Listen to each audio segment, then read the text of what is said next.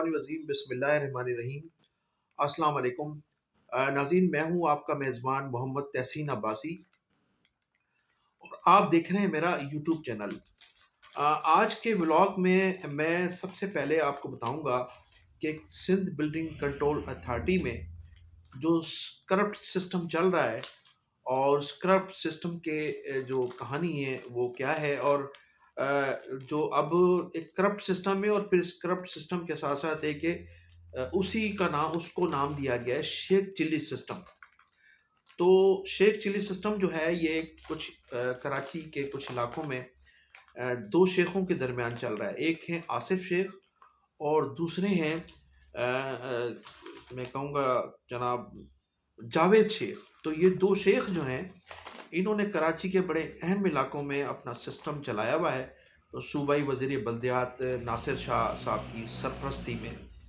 तो जब तक नासिर शाह साहब की सरपरस्ती ना हो सिंध बिल्डिंग में, तो कोई सिस्टम तो नहीं चला सकता ना।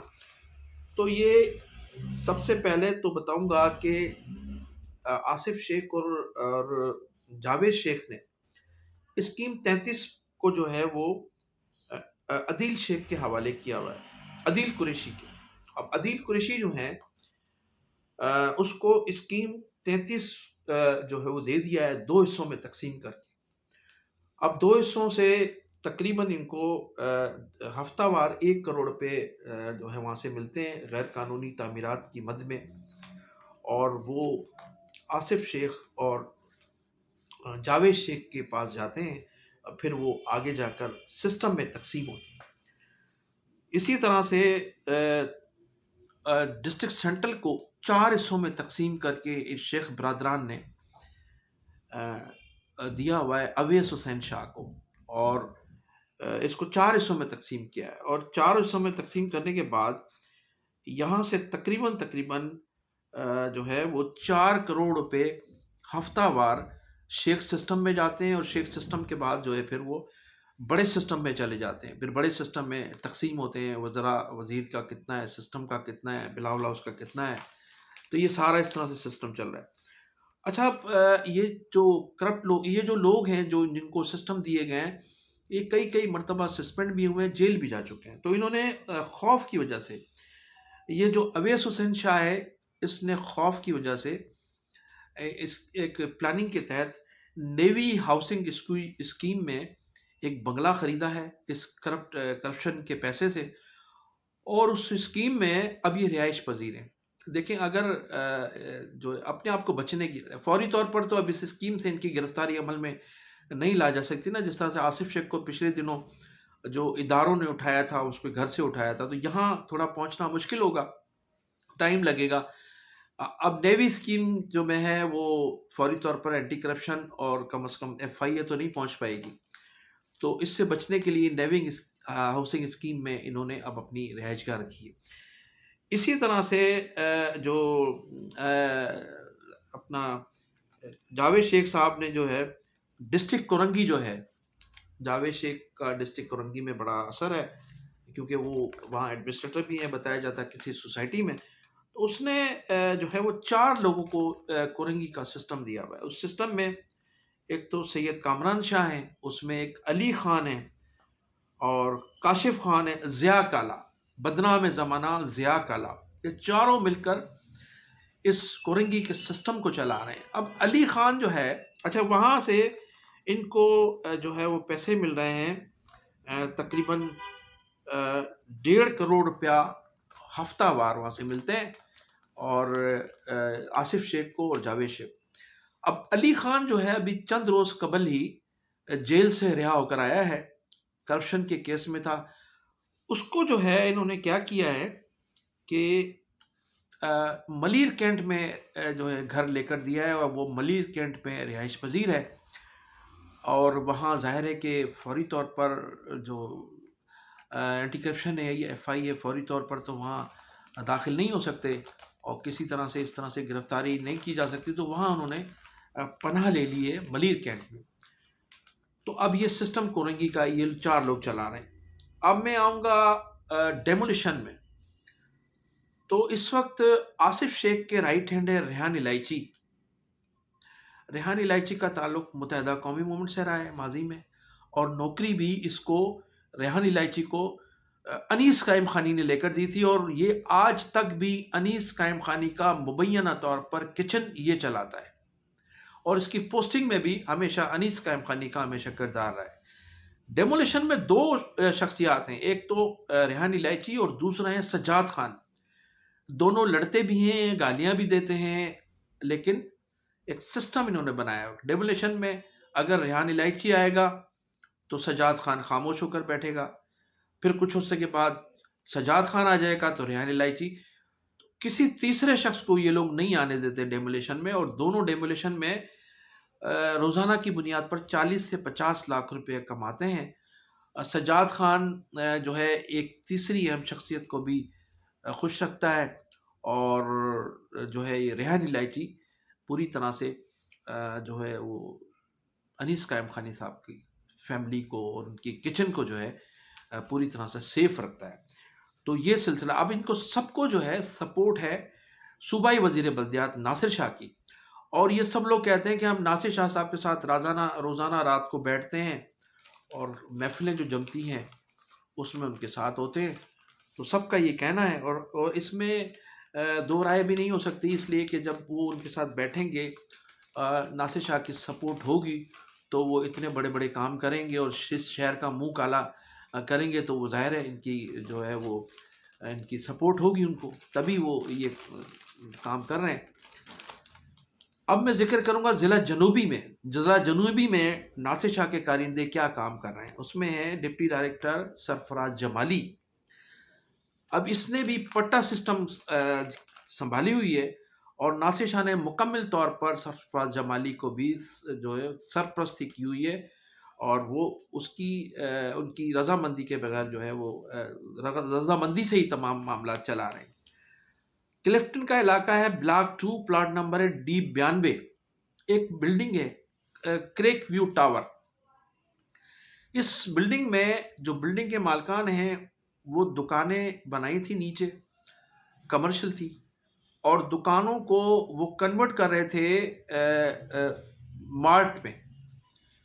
تو جب علاقے کے لوگوں نے اعتراض کیا اور بلڈنگ کنٹرول اتھارٹی تک یہ بات پہنچی، تو انہوں نے فوری طور پر نوٹس لیا، نوٹس جاری کیا، نوٹس آپ دیکھ سکتے ہیں، اور پھر ہوا یہ کہ پورا اسٹاف پہنچ گیا سرفراز جمالی صاحب کی قیادت میں، ایسے پہنچا جیسے کسی بہت بڑے ڈاکو کو گرفتار کرنے آئے یا کوئی دہشت گردوں کی گرفتاری عمل میں آئی ہے۔ جب وہاں کے انہوں نے تھوڑا سا توڑ پھوڑ کی، شور کیا، تو فوری طور پر مذاکرات شروع ہوئے، اور مذاکرات جو تھے وہ ایک ڈیل میں تبدیل ہوئے۔ مختلف آ رہا ہے، لوگ کہتے ہیں، کسی نے کہا کوئی 5 کروڑ کی ڈیل ہوئی ہے مبینہ طور پر، کوئی کہتا ہے کہ 3 کروڑ روپے کی ڈیل ہوئی ہے، لیکن ڈیل ضرور ہوئی ہے۔ اس نوٹس کو اسی وقت واپس لیا گیا، نوٹس کو پھاڑ دیا گیا، اور اب یہ دکانیں مارٹ میں تبدیل ہو رہی ہیں، یہ تصاویر آپ دیکھ سکتے ہیں۔ تو اب وہ نوٹس جو ہے وہ بیکار ہو گیا ہے، اور اب یہ مارٹ میں تبدیل ہو رہی ہیں، اور تمام جو معلومات ہیں وہ صوبائی وزیر بلدیات، سیکرٹری بلدیات، ڈی جی صاحب تک یہ پہنچا دی گئی ہیں۔ تو اب یہ جو ہے وہ یہ سسٹم جو پٹے والا سسٹم تھا وہ یہاں کامیاب ہو گیا، اور جو لوگوں کی شکایتیں تھیں، لوگوں کے معاملات تھے، وہ سب ردی کی ٹوکری میں چلے گئے، کون پوچھتا ہے ان کو۔ ٹھیک ہے جی، یہ معاملہ ہے۔ سرفراز جمالی صاحب جو ہے وہ جیت گئے وہاں۔ اچھا، اب ضلع ایسٹ کی بات کروں گا نا، ضلع ویسٹ کی بات کروں گا۔ ضلع ویسٹ جو ہے وہ اورنگی ٹاؤن کا علاقہ سارا، بدنام زمانہ ملا ریاض جو وہاں سے ہٹتا ہی نہیں ہے، اس کو کوئی دنیا کی طاقت ہٹا ہی نہیں سکتی۔ 17 سالوں سے ملا ریاض جو ہے براجمان ہے ویسٹ میں، اور پوری طرح سے جو ہے وہ وہاں غیر قانونی تعمیرات اور پھر وہاں مرضی کی ڈیمولیشن، اس میں مصروف عمل ہے۔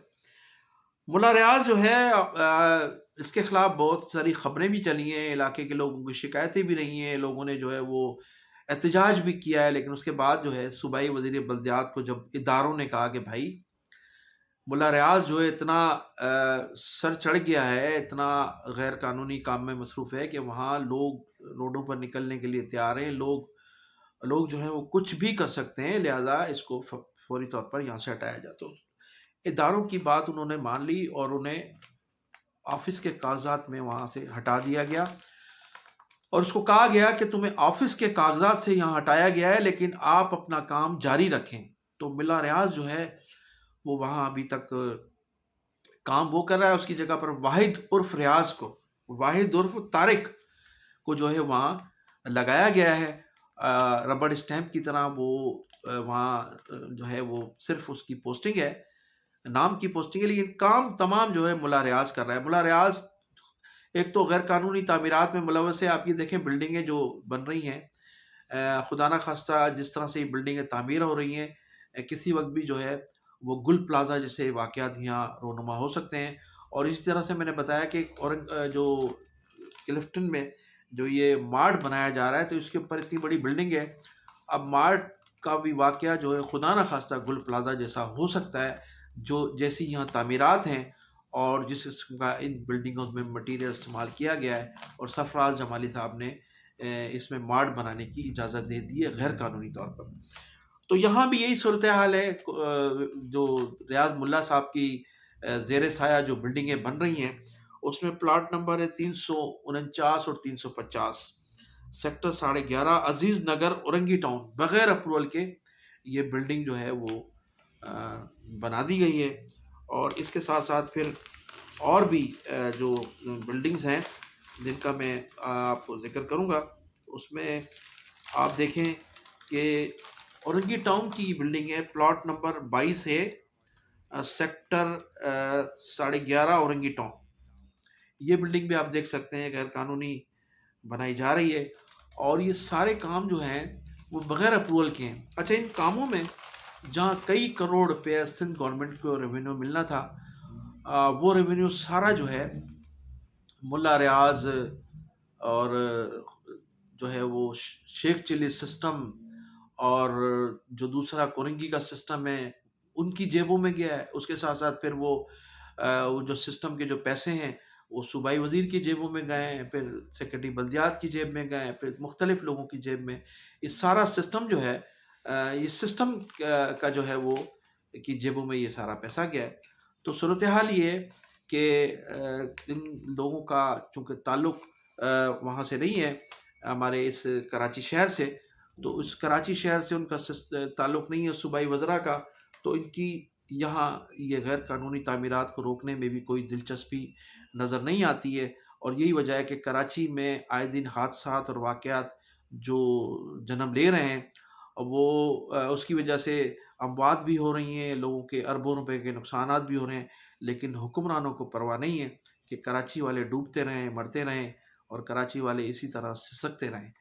تو اس قسم کی جو خبریں ہیں، اس قسم کے جو غیر قانونی تعمیرات ہیں سندھ بلڈنگ کنٹرول اتھارٹی کے حوالے سے، بلکہ جو بلدیات کا جو منہ کالا ہوا ہے، جو بیڑا غرق ہوا ہے، جو اس کی تمام خبریں، واٹر بورڈ کی خبریں ہیں، انشاءاللہ تعالی میں آپ تک ضرور پہنچاتا رہوں گا۔ آپ میرے چینل کو سبسکرائب بھی کریں، کمنٹ سیکشن میں اپنی قیمتی رائے کا اظہار بھی ضرور کریں۔ پاکستان زندہ باد، پاکستان پائندہ باد۔